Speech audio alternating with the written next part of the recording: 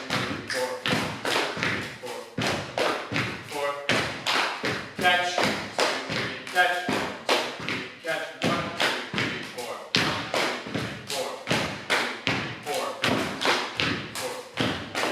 4,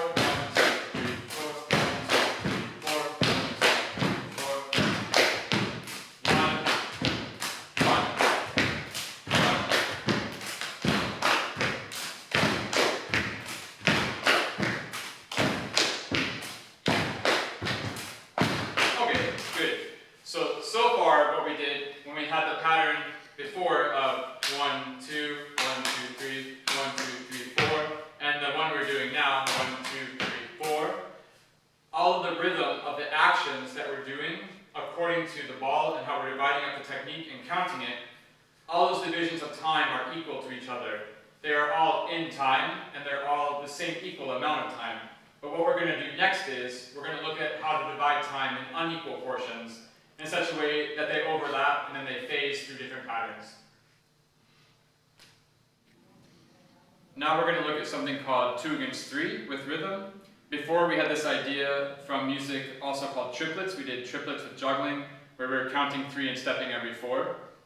And so we had that pyramid of numbers where we counted up and down to 6, and also up to 3 sometimes, and back down and looped that. And for example, with this idea where we were counting up and down from 6, we had 2 processes going on at the same time. We were thinking about the counting of the numbers, and we were actually doing the movements in real time. So we had 2 thought processes going on. We had the actual physicality of what we were doing, and we had to also process the information in real time as we were trying to decide what to do. to step forwards or backwards. It's the same thing when we were doing the triplets. We were juggling in 3 beats, and at the same time we also had to count how to step in 4 beats. So we had 2 parallel thoughts going on with some movement coordinated to it. In this way, there is this value of rhythm besides just making noise, besides just throwing a ball and slapping my hands and stomping my feet, making music with juggling. I'm not talking about making music with sound. I'm saying, how do we learn to juggle? How can we put different rhythms inside of a pattern that come out physically and visually? So this is really good practice for that. Even if you're not interested to go and make some sort of noise with your juggling or make a rhythm that people are going to hear and go, ah, funky beat, man. Like, that was great. It's not about that. It's about having some sort of visual texture to your patterns and to what you're doing. And you can also construct new techniques and new ways to juggle using rhythm, because we're not stuck, again, on this idea. For example, sight swap really needs to have this regular beat. That's one of the rules of sight swap, so that the balls don't collide. And I'm not saying that you can't describe what we're doing now with sight swap, because of course you can. But for example, lots of times people say, oh, I really like those sight swaps you're doing. It was really cool rhythms. And I always think it's really funny, because sight swap has a really steady rhythm. That's the whole point of sight swap. That's how the math works out. So sight swap doesn't really have syncopated rhythms or funky rhythms in that way. And also we have this idea inside of different types of street dance or hip-hop dancing. For example, there's a style called house dancing, where you can coordinate different rhythms inside of the same body. So your hips have one rhythm, your shoulders have another one, maybe your arms have a different rhythm to that. And so now what we're going to do is a little bit in that direction. We're going to try to juggle, and inside of the juggling we're going to have 2 different rhythms that contrast with each other. So far what we've been doing, when we throw the balls, for example, the 1, 2, 1, 2, 3, all of these rhythms are equally divided, but they all come out at the same time, and the loop always just starts from the beginning. But now, when we do this thing called 2 against 3, we're going to take a length of time. Let's say this is our length of time here. And we're going to divide it into 2 equal parts. So I divide it here down the center, and here, let's say this is the first one and the second part. Those are 2 equal parts. And we're going to take the exact same length of time. So here we have the same length of time. And we're going to divide it into 3 equal parts. And so here's those 3 parts here. And you can see the overall effect is that they're the same length of time. But of course, obviously, if you just look at one of the parts here on the 2, and you look at one of the parts here on the 3, they're clearly very different sizes. So it means that when you overlap these 2 rhythms on top of each other, they're going to phase, and they're not going to always be exactly divided the same. We can do this rhythm 2 against 3, and we can see the difference of this. It means that in the larger amount of time, the longer amount of time, those beats are slower. And these beats have a less amount of time. It means they're faster. There's more speed because they're smaller. So if I do the pattern 2 against 3, and I'm just going to do one hand each on my legs, I'm going to go. And for now, my left hand is doing the 3, and my right hand is doing the 2. So if I stop my right hand, this is the tempo, and you can hear the speed of it. And if I stop the left hand, that's the 2, and it's a lot slower. So what I want to do is take these 2 rhythms and somehow translate them into juggling. How can we juggle this rhythm? Because we have 2 different timings going on at the same time. So for now, just as an exercise to prepare how to understand what this means, what we're going to do is, for now, we can put one of these rhythms that we're doing with one of the hands. We'll put one of those rhythms with our feet, and we'll put the other rhythm with our hands into the juggling. So for now, what I want to do is, I want to go, here's my beat. I want to take the 3, which is my left hand. I want to put it on my feet, so I'm going to go like this. And And then with my right hand, which is the 2, what I want to do there is a throw and a catch with one ball. So there, if I have that rhythm, I'm going to go like this. And you'll see how this is going to work together. But for now, the first thing we can do together, let me show you and then we can try, is that we have to take this beat 2 against 3. And remember, I want to put the 3 on the feet, so I'm going to go like this. And then with my hands, to do the 2 without the ball first, so we understand the rhythm. Instead of having a throw and a catch, I'm just going to clap them together. So I have this as my 2, I'm going to clap. And it means, of course, then when we start to juggle with the ball, every other clap is a throw and every other clap is a catch. So let's figure out how to coordinate our bodies with this rhythm. So we can do the feet as the 3 and the clapping as a 2. And musically, what we can do is we count this rhythm, and you can see that even though they're unequally divided, that this is larger amount of time than the smaller amount of time, they both start here together. Right? The starting point there and the starting point there, they're on time at this point. So we can say that this right here, we're going to count this as 1. We're going to say here is 1. And then if we're reading this along, the next beat we have here, we'll say that this is 2. And then again, because we're dividing this into 3 chunks that are equal, and remember this is the starting point again, so this is going to be 3. But if we're reading this along, we have the 2 as well, the 2 beat. It means if I put this down here in the middle, we have a beat that's in between 2 and 3. So for this beat, we're going to just say and. So now we have a rhythmic sequence that goes 1, 2, and 3. And here, the 1 starts again. It means that when I clap, the first time is when I step, because we're putting the 3 beats on the feet. So the 3 beats go 1, 2, 3, 1, 2, 3, 1, 2, 3. Right? That's pretty easy. Because again, this stepping is the same thing we did the other day with the cascade, where I can count the cascade any way I want to. In the cascade, I can count 1, 1, 1, 1, or 1, 2, 1, 2, or 1, 2, 3, 1, 2, 3. It doesn't matter, right? So now I can step however I want. I can count 1, 1, 1, 1, or 1, 2, 1, 2. So it's really easy to count 1, 2, 3 on the feet. Let us go 1, 2, 3, 1, 2, 3. No problem. And then, to add in the claps, I have a clap with my hands to represent the 2. I have it here, and I have it here. But we can see already from the beginning that when I clap, I also have a step with my foot. So if we look at this technically, what's going to happen? It means I step and clap together, and then I step, clap, step. So just really technically, very slowly, it goes together on 1, and then step, clap, step on 3. So we have 1, 2, and 3. And then it just happens again. It comes back to the 1, and it's the same thing, repeated again and again. So we have 1, 2, and 3, 1, 2, and 3.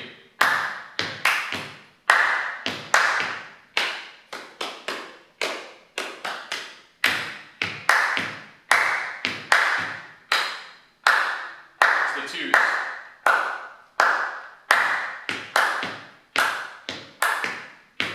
It's the 3s.